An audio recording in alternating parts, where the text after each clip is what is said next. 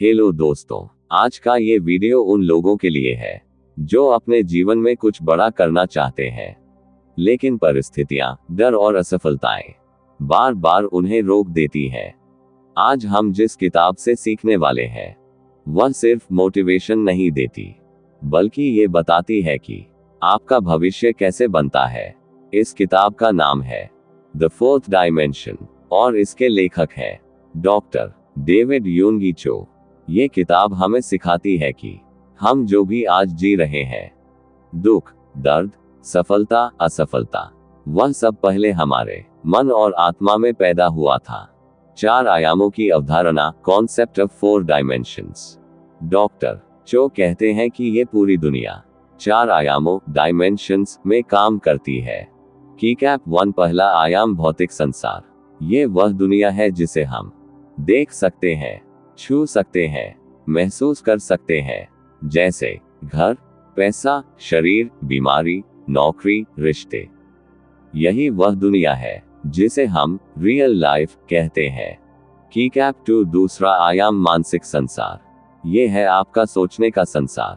यहाँ मौजूद है आपके विचार, आपकी मान्यताएं, आपके डर, आपका आत्मविश्वास। अगर आपके विचार कमजोर हैं, तो पहला आयाम भी कमजोर बन जाता है। कीकैप 3 तीसरा आयाम भावनात्मक संसार। यह आयाम जुड़ा है दुख, खुशी, गुस्सा, डर, निराशा। अगर आपकी भावनाएं नकारात्मक है, तो आपकी ऊर्जा भी नकारात्मक हो जाती है। कीकैप 4 चौथा आयाम आध्यात्मिक संसार। यह सबसे शक्तिशाली आयाम है। डॉक्टर चो कहते हैं चौथा आयाम पहले तीनों आयामों को नियंत्रित करता है, यानी आध्यात्मिक दुनिया, मानसिक दुनिया, भावनात्मक दुनिया, भौतिक दुनिया, सब कुछ यहीं से शुरू होता है। मुख्य बात, कॉ मैसेज। दोस्तों, अगर आप सिर्फ बाहर की दुनिया बदलने की कोशिश करेंगे तो आप थक जाएंगे, लेकिन अगर आप चौथे आयाम को बदलना सीख लें तो बाकी सब अपने आप बदलने लगता है। अध्याय 1, जैसा सोचोगे वैसा बनोगे। डॉक्टर चो कहते हैं आपका जीवन आपकी सोच का परिणाम है। अगर कोई इंसान बार बार यह सोचता है, मैं कुछ नहीं कर सकता, मेरी किस्मत खराब है, मेरे साथ हमेशा गलत ही होता है, तो वही सच बनता चला जाता है। सोच एक बीज है। आपकी सोच एक बीज की तरह है। नकारात्मक सोच राइट पॉइंटिंग एरो दुख की फसल, सकारात्मक सोच राइट पॉइंटिंग एरो सफलता की फसल।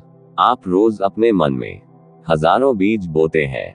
अब सवाल ये है, आप किस तरह के बीज बो रहे हैं। अध्याय 2, अंदर की तस्वीर बाहर की दुनिया बनाती है। डॉक्टर चो कहते हैं आप पहले अपने मन में हारते हैं, फिर बाहर की दुनिया में। अगर आपके अंदर ये तस्वीर है कि आप कमजोर हैं, आप असफल हैं, तो बाहर की दुनिया वही आपको दिखाएगी। लेकिन अगर आपके अंदर ये तस्वीर है कि आप आगे बढ़ रहे हैं, आप मजबूत हैं, तो दुनिया भी वैसी ही बनती है। सच्चाई, ट्रूथ। दोस्तों, ईश्वर, भगवान ने हमें कमजोर नहीं बनाया, लेकिन डर, गलत सोच, नकारात्मक विश्वास हमें कमजोर बना देते हैं।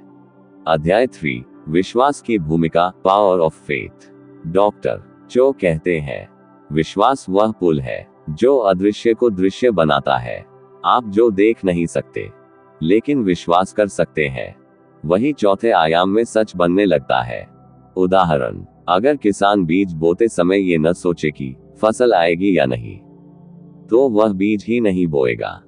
ठीक वैसे ही विश्वास इक्वल्स बीज बोना, धैर्य इक्वल्स इंतजार, परिणाम इक्वल्स फसल। आत्ममंथन, सेल्फ रिफ्लेक्शन।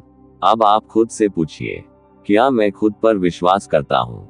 क्या मैं अपने सपनों को सच मानता हूँ, या मैं सिर्फ डर में जी रहा हूँ? हमारी दुनिया 4 आयामों में काम करती है और चौथा आयाम सबसे शक्तिशाली आयाम है। आज के इसमें हम जानेंगे उस शक्ति के बारे में जो चुपचाप हमारे पूरे जीवन को दिशा देती है, और वह शक्ति है कल्पना, विजुअलाइजेशन। अध्याय 4, कल्पना की शक्ति, power of visualization. Doctor David Yonggi Cho कहते हैं अगर आप किसी चीज की स्पष्ट तस्वीर अपने मन में नहीं बना सकते, तो वह चीज आपके जीवन में प्रकट नहीं हो सकती। दोस्तों, कल्पना सिर्फ सपना देखना नहीं है, कल्पना है भविष्य की डिजाइनिंग करना। मन एक खाली स्क्रीन नहीं है, हमारा मन कभी खाली नहीं रहता। या तो डर की तस्वीरें होती हैं, या विश्वास की तस्वीरें होती हैं। अगर आप अपने मन को खुद नियंत्रित नहीं करेंगे, तो डर उसे नियंत्रित कर लेगा। स्पष्ट लक्ष्य क्यों जरूरी है? डॉक्टर चो बताते हैं कि बहुत से लोग प्रार्थना तो करते हैं, लेकिन उनकी प्रार्थना अधूरी होती है। क्यों? क्योंकि उन्हें खुद नहीं पता होता कि वे चाहते क्या है। गलत प्रार्थना, भगवान मुझे खुश कर दो। सही प्रार्थना, भगवान मुझे एक शांत मन, एक स्थिर नौकरी और आत्मसम्मान से भरा जीवन चाहिए। मन की तस्वीर इक्वल्स भविष्य की हकीकत। आपका मन एक वर्कशॉप है।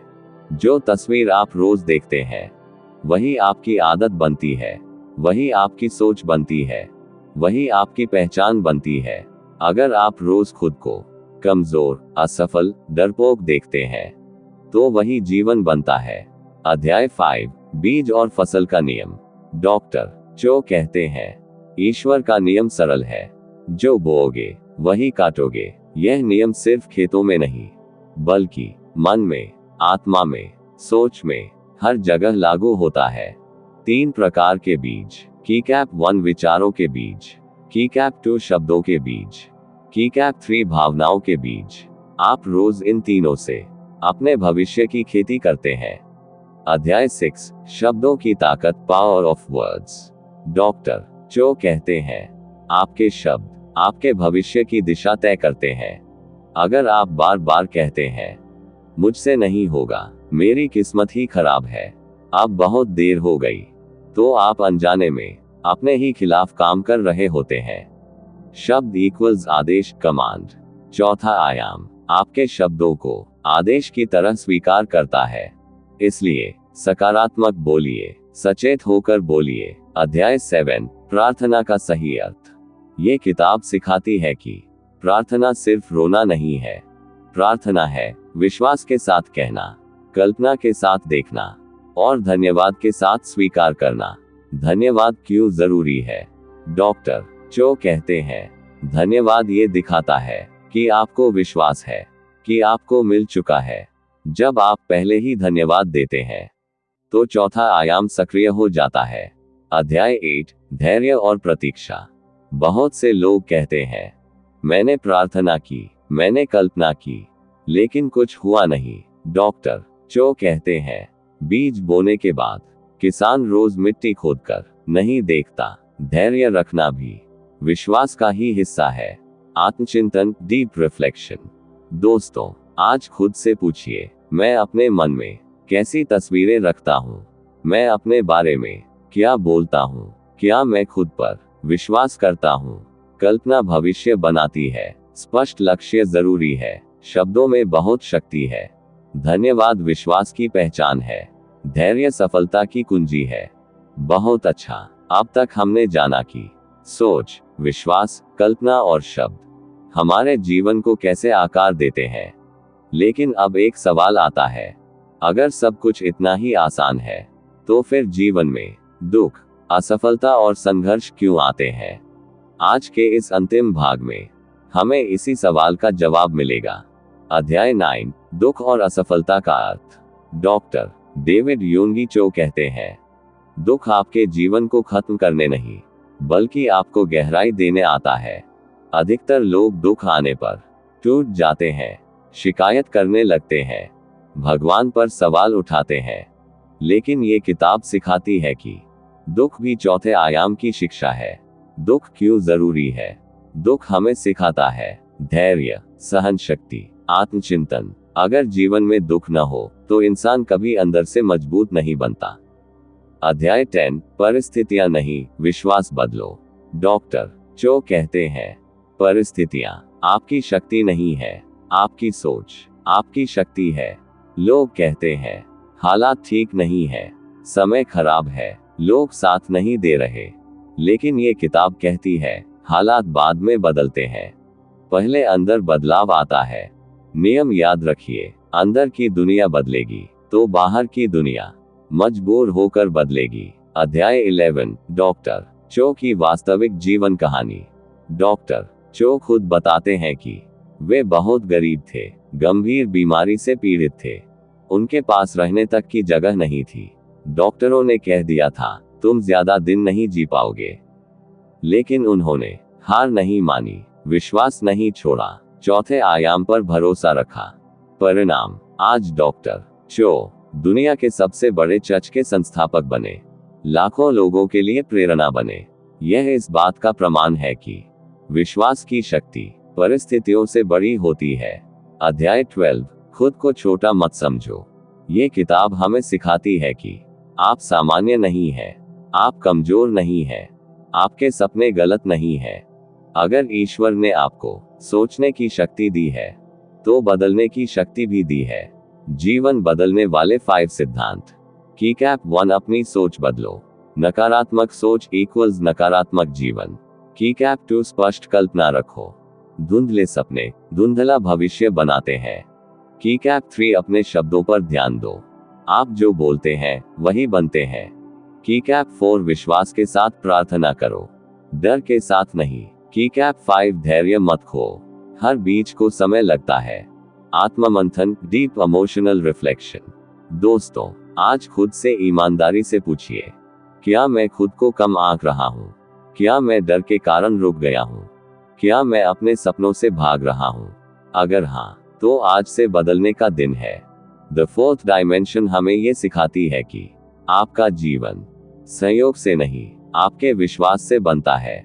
जब आप अंदर से मजबूत बनते हैं, सही सोच रखते हैं, विश्वास के साथ आगे बढ़ते हैं, तो पूरी दुनिया आपके लिए रास्ता बनाती है। दोस्तों, अगर आज आप टूटे हुए हैं, तो याद रखिए, टूटना अंत नहीं है, टूटना नई शुरुआत है। आपका समय भी आएगा, बस अपने विश्वास को मरने मत दीजिए। थैंक यू दोस्तों, इस पूरे वीडियो को धैर्य और विश्वास के साथ देखने के लिए। अगर यह वीडियो आपके दिल को छू गया हो, तो इसे आगे जरूर शेयर कीजिए। थैंक यू, और ईश्वर आप सभी को एक सुंदर जीवन दे।